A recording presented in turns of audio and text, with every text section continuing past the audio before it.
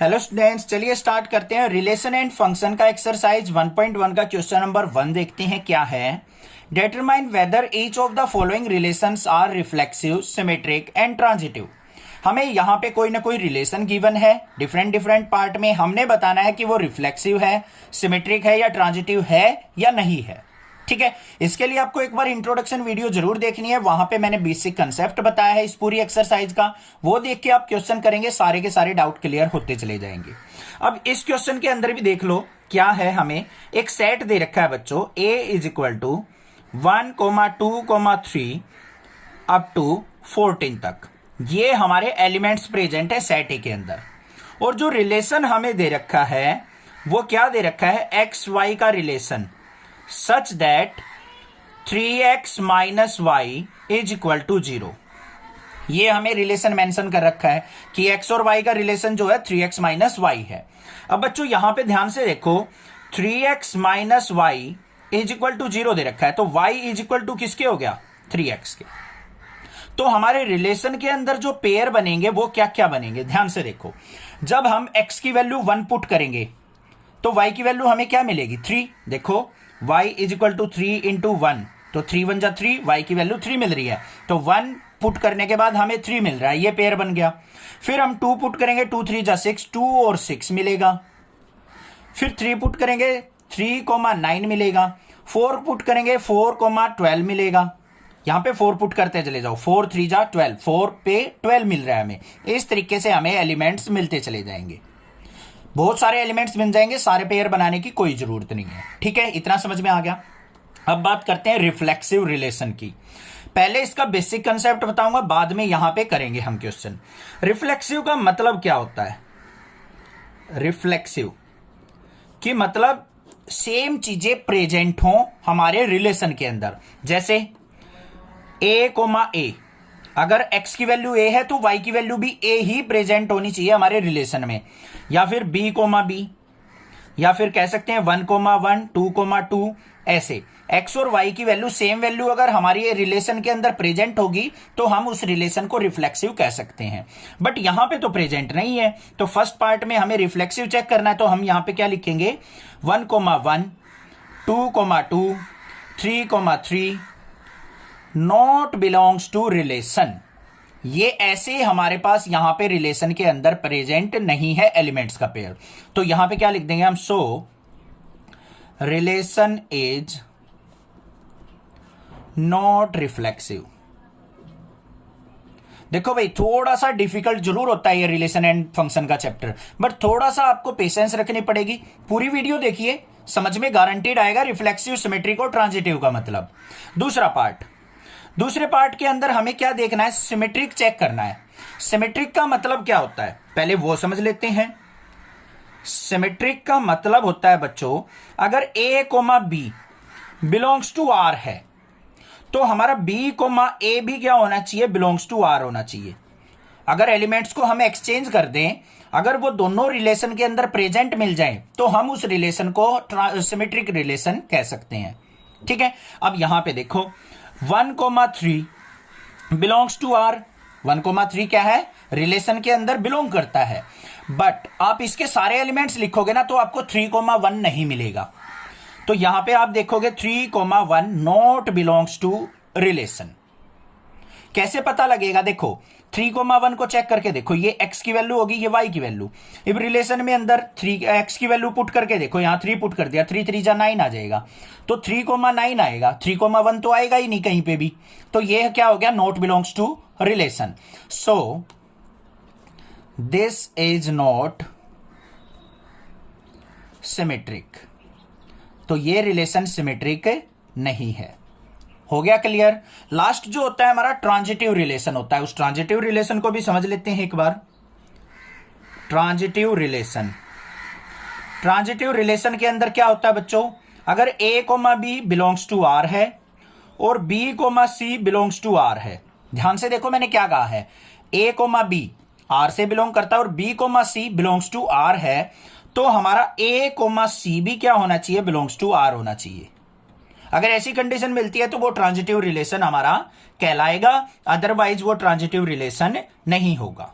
अब एग्जाम्पल देख लो यहां पे 1339 इस पेयर को उठा लो, तो यहां पे थर्ड पार्ट में क्या लिखेंगे हम 1,3 बिलोंग्स टू आर है, बिल्कुल है भाई 1 और 3 आर के अंदर प्रेजेंट है, और 3,9 ये भी बिलोंग्स टू आर है, बट 1 और 3 देखो 3 तो इक्वल हो गया यहां पे बी और बी, ए और सी चेक करना है अब हमें, तो ए 1 और 9 1,9 नॉट बिलोंग्स टू रिलेशन, तो यहां पे क्या लिख देंगे हम सो this is not transitive, this is not transitive.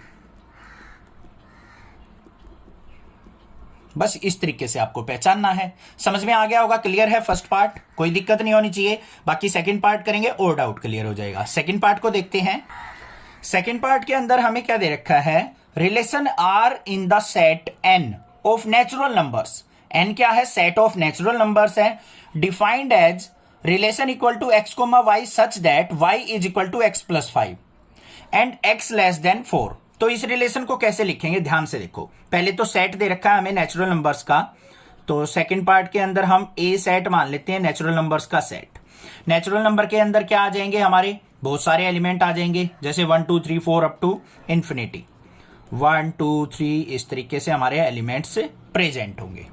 अब रिलेशन जो दे रखा है हमें बच्चों, वो क्या है, एक्स वाई का रिलेशन हमें दे रखा है such that y is equal to क्या है, एक्स प्लस 5 के, ये दे रखा है। और x की वैल्यू हमें क्या करनी है, 4 से बिलो लेनी है। तो रिलेशन के अंदर एलिमेंट्स क्या क्या आ जाएंगे, ध्यान से देख लो। पहले x की जगह अगर मैं 1 पुट करता हूं तो y की वैल्यू क्या आ जाएगी, 6, तो 1,6 आ गया। अगर मैं x की वैल्यू 2 पुट करता हूं तो y की वैल्यू 7 मिल जाएगी। x की वैल्यू अगर 3 पुट करता हूं तो y की वैल्यू मुझे 8 मिल जाएगी। ये एलिमेंट्स मेरे प्रेजेंट हो गए। आ गई बात समझ में, क्लियर है। अगर ये कंडीशन ना दे रखी होती तो आगे भी वैल्यू पुट करके देख लेते हम। 4 पुट करते तो y की वैल्यू 9 आ जाती, 5 पुट करते तो y की वैल्यू 10 आ जाती, 6 पुट करते तो y की वैल्यू 11 आ जाती। ऐसे एलिमेंट्स हमारे रिलेशन के अंदर प्रेजेंट हो सकते हैं इस रिलेशन के हिसाब से। बन गया रिलेशन। अब फर्स्ट चेक करना है हमें रिफ्लेक्सिव है या नहीं है। तो यहां पे ध्यान से देखो, हमें रिफ्लेक्सिव के लिए करना क्या है, सिंपल 1,1 2,2 3,3 इस तरीके के पेयर हमारे रिलेशन के अंदर प्रेजेंट नहीं है, नॉट बिलोंग्स टू आर है। तो यहां पे क्या लिख देंगे, so it's not reflexive, not reflexive. तो ये रिफ्लेक्सिव रिलेशन नहीं है, सिंपल था। दूसरे पार्ट के अंदर क्या होता है, हमारा सिमेट्री चेक करने के लिए हमें क्या करना होता है, अगर a कोमा b हमारा रिलेशन में है तो b कोमा a भी हमारा रिलेशन के अंदर होना चाहिए। तो यहां पे देख लेते हैं बच्चों, कोई भी पेयर 1,6 बिलोंग्स टू r है, बट इसका उल्टा 6,1 नॉट बिलोंग्स टू r। मतलब जब आप x की वैल्यू 6 रखोगे तो y की वैल्यू क्या मिलेगी आपको, 11 मिलेगी, ना कि 1। तो ये तो प्रेजेंट ही नहीं होगा इसके अंदर कभी भी। तो ये क्या हो जाएगा, नॉट सिमेट्रिक, नॉट सिमेट्रिक। हो गया क्लियर। थर्ड वाले पार्ट पे भी चल पड़ते हैं भाई।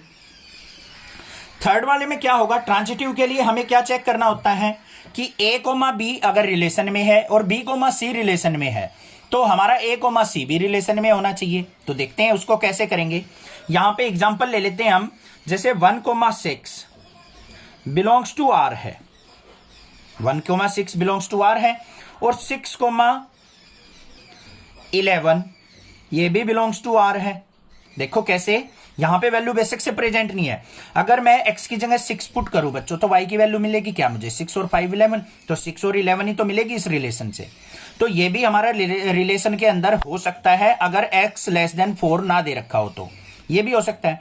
बट 1,11 कभी भी हमारा रिलेशन के अंदर प्रेजेंट नहीं हो सकता इस कंडीशन के हिसाब से। मतलब जब आप x की वैल्यू 1 पुट करोगे तो y की वैल्यू आपको 6 मिलेगी, ना कि 11। तो ये पेयर हमारा यहां पे इस रिलेशन में कभी भी हो ही नहीं सकता। तो ये क्या लिख देंगे हम, नॉट ट्रांजिटिव, नॉट ट्रांजिटिव। अब बुक के अंदर ये ट्रांजिटिव दे रखा है, गलत दे रखा है, ध्यान रखना, कहीं ये सोचो सर गलत है, आपका आंसर गलत है। ठीक है, समझ में आ गया। मेरे आंसर को मत देखो यार, अपने कंसेप्ट को देखो। आप अपना कंसेप्ट ट्राई करके देखो, अपना दिमाग लगा के देखो, क्या x की वैल्यू 1 पुट करने के बाद y की वैल्यू हमें 11 मिल सकती है? कभी भी नहीं मिलेगी, क्योंकि रिलेशन तो हमें y equal to x plus 5 दे रखा है बच्चों। तो ये क्या हो गया? नॉट बिलोंग्स टू R, तो नॉट ट्रांजिटिव, या ये हो गया हमारा रिलेशन। क्लियर है? और एक बात, आप अगर मान लो 1,6 नहीं लेना चाहते तो 2,7 से भी चेक कर सकते हो। तो 7,2 भी हमारा क्या होना चाहिए? बिलोंग्स टू R होना चाहिए। इस तरीके से आपको देखना है, कोई भी पेयर लेके आप चेक कर सकते हो। समझ में आ गया? थर्ड पार्ट पे चलते हैं। थर्ड वाले के अंदर हमें क्या दे रखा है? ए सेट दे रखा है बच्चों हमें, उसके अंदर एलिमेंट्स क्या है? 1 2 3 4 5 6 ये हमें दे रखा है। और रिलेशन क्या है बच्चों? ध्यान से देख लो, x, y का relation such that y is divisible by x, कि y जो है x से डिविजिबल होना चाहिए, फ्रैक्शनल वैल्यू नहीं आनी चाहिए, कंप्लीट डिविजिबल होना चाहिए। ठीक है, तो क्या क्या हो सकते हैं हमारे यहां पे रिलेशन के अंदर एलिमेंट्स? 1,1 हो सकता है, 2,2 हो सकता है, क्योंकि 1 से कंप्लीट डिवाइड होता है, 2 से डिवाइड होता है, 3,3 भी हो जाएगा, 4,4 भी हो जाएगा, 5,5 भी हो जाएगा, 6,6 भी हो जाएगा। और क्या हो सकता है? देखो ध्यान से, 2,4 भी हो सकता है, 2,4।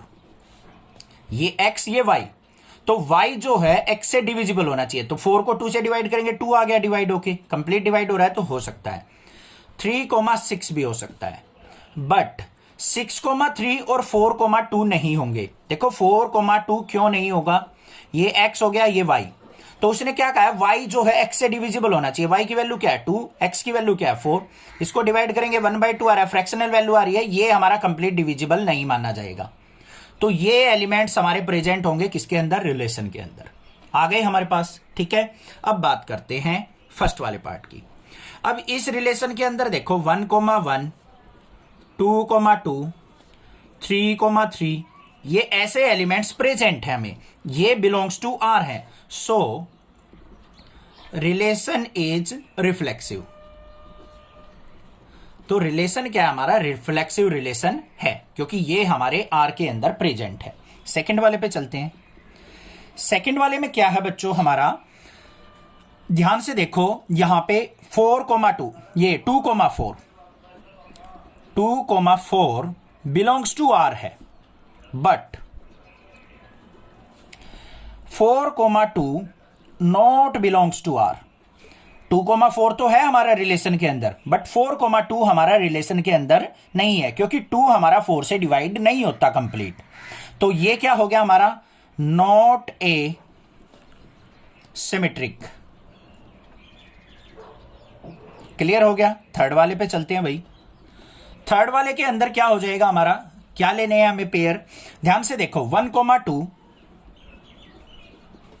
1 जो है वो 1,2 भी आएगा यहां पे एलिमेंट्स, भाई हमने लिया नहीं है, तो यहां पे एलिमेंट्स और भी प्रेजेंट हो सकते हैं। 1,2 भी हो सकता है, क्योंकि 2 1 से डिवाइड होता है। ठीक है, तो 1,2 यहां पे प्रेजेंट है, और 2,4 भी प्रेजेंट है, बिलोंग्स टू R। तो यहां पे 1,4 भी प्रेजेंट होना चाहिए हमारा, तो 1,4 ये भी आल्सो बिलोंग्स टू R, क्योंकि 4 जो है डिविजिबल बाय 1 होता है। तो ये क्या हो जाएगा हमारा? ट्रांजिटिव हो जाएगा, ट्रांजिटिव रिलेशन। माइंड में बस एक बात याद रखनी है आपको, देखो A, B और B, C अगर ये रिलेशन में है तो हमारा A और C भी रिलेशन के अंदर होना चाहिए, तो हम ट्रांजिटिव कहेंगे। ये कंडीशन होती है हमारी। तो 1,2 यहां पे A, B, ये B और C, तो A और C भी हमारा प्रेजेंट होना चाहिए। तो 1,4 भी यहां पे प्रेजेंट हो सकता है, क्योंकि 4 जो है कंप्लीटली डिविजिबल बाय 1 है। तो ये क्या हो गया हमारा? Transitive relation. क्लियर हो गया? थर्ड पार्ट भी कोई दिक्कत नहीं है। नेक्स्ट मूव ऑन करते हैं इसके फोर्थ पार्ट पे। फोर्थ पार्ट के अंदर हमें क्या मेंशन है? Relation R in the set Z of all integer defined as x, y such that x minus y is an integer. ध्यान से सुनो, उसने क्या कहा है कि हमारे पास जो सेट है उसके अंदर क्या है? हमारे इंटीजर वैल्यू है 0 +-1 +-2 +-3। इस तरीके से हमारे पास वैल्यूज बहुत सारी प्रेजेंट है। और रिलेशन क्या है हमारा? x, y such that x minus y is an integer. तो x माइनस वाई का रिजल्ट क्या आना चाहिए, इंटीजर निकल के आना चाहिए। तो हमारे रिलेशन के अंदर कौन कौन से एलिमेंट बन जाएंगे, बहुत सारे पेयर बन जाएंगे बच्चों। 0,0 बन जाएगा, x की वैल्यू 0, y की वैल्यू 0, 0 माइनस 0 0 आ गया। 0 हमारा क्या होता है, इंटीजर होता है, ठीक है। 1,1 हो जाएगा, 2,2 हो जाएगा, -1, -1 का भी पेयर बन जाएगा। ऐसे ही हमारा -2 और -2 भी बन जाएगा, और भी 3 - 2 भी, बहुत सारे यहाँ पे हमारे एलिमेंट्स बन जाएंगे। तो अभी हम चेक कर लेते हैं यहाँ पे फर्स्ट रिफ्लेक्सिव है या नहीं है। अब रिफ्लेक्सिव के लिए क्या है यहाँ पे 0,0, 1,1, 2,2, ये सारी चीजें क्या है, बिलोंग्स टू आर है। सो रिलेशन इज रिफ्लेक्सिव। क्या है, रिलेशन रिफ्लेक्सिव है, ठीक है भाई, कोई दिक्कत नहीं। सेकंड वाले पे चलते हैं। कोई भी पेयर मान लो आप, मान लो 1,2 है, बिलोंग्स टू आर। 1,2 भी तो हो सकता है यहाँ पे प्रेजेंट, क्योंकि x माइनस वाई 1 - 2 करेंगे, -1 आएगा, और -1 क्या है, हमारा इंटीजर है। तो 1,2 बिलोंग्स टू आर है, और 2,1 ये भी ऑल्सो बिलोंग्स टू आर है, क्योंकि 2 में से 1 सब्ट्रैक्ट करेंगे 1 आएगा, 1 भी हमारा क्या है, इंटीजर है। तो दोनों से हमारा क्या आ रहा है, रिजल्ट इंटीजर आ रहा है। तो हम यहां पे क्या कह देंगे, सो रिलेशन इज सिमेट्रिक। समझ में आ गई बात, ये भी दिक्कत नहीं है, कोई दिक्कत नहीं है। अब यहां पे एक छोटा सा माइंड के अंदर डाउट क्रिएट हो सकता है, उसको मैं क्लियर करता हूं। अब यहां पे हमें बच्चों x माइनस वाई दे रखा है, 1 में से 2 सब्ट्रैक्ट किया, आपके पास आ गया -1। 2 में से 1 सब्ट्रैक्ट किया, आपके पास आ गया 1। अब आप ये कहोगे सर ये -1 आया, ये 1 आया, तो आपने इसको सिमेट्रिक कैसे लिखा, रिजल्ट तो दोनों में अलग आ रहे हैं। बच्चों हमें यहां पे रिजल्ट नहीं देखना है, हमें यहां पे क्या कह रखा है, जो रिजल्ट है वो इंटीजर होना चाहिए। क्या होना चाहिए, हमें बस ये चेक करना है कि रिजल्ट जो है वो इंटीजर आ रहा है या नहीं। इससे भी इंटीजर आ रहा है हमारा, इससे भी इंटीजर आ रहा है, इसका मतलब ये दोनों रिलेशन हमारे यहां पे प्रेजेंट हैं। तो इसका मतलब ये क्या हो गया, सिमेट्रिक। क्लियर हो गई बात। थर्ड वाले पे चलते हैं। थर्ड वाले के अंदर क्या होगा, ध्यान से देखो, 1,2 अगर बिलोंग्स टू आर है, अभी हमने देखा था 1,2 इससे बिलोंग करता है, और 2,3 ये भी बिलोंग्स टू आर है। 2 और 3 भी तो हो सकता है, दोनों का डिफरेंस 1 आएगा, वो भी वो क्या होता है, इंटीजर। तो हमारा 1,3 भी क्या होगा बच्चों, बिलोंग्स टू आर होगा, क्योंकि इनके डिफरेंस से हमेशा इंटीजर वैल्यू ही मिलेगी। तो ये क्या हो जाएगा हमारा, ये ट्रांजिटिव भी हो जाएगा, ट्रांजिटिव रिलेशन। आ गई बात समझ में, क्लियर है। थोड़ा सा माइंड को स्ट्रेस फ्री करके जब ये चैप्टर करना है, जब जाके समझ में आएगा, और 1-2 बार वीडियो देखिए आप, क्लियर हो जाएगा आपको, बिल्कुल गारंटीड, ठीक है। समझ में आ गए, क्वेश्चंस क्लियर है। 5th पार्ट की वीडियो में नेक्स्ट वीडियो में बनाऊंगा, क्योंकि बहुत ज्यादा लंबी वीडियो हो जाएगी। उस क्वेश्चन के अंदर भी 5 पार्ट्स हैं, तो लिंक आपको आई बटन पे मिल जाएगा, और प्लेलिस्ट में भी नेक्स्ट वीडियो ही आपको वो 5th पार्ट की मिल जाएगी, वहां से जाके आप देख सकते हैं। चैनल को सब्सक्राइब कीजिए, लाइक कीजिए और शेयर कीजिए। Thank you students for watching your channel. Next classes.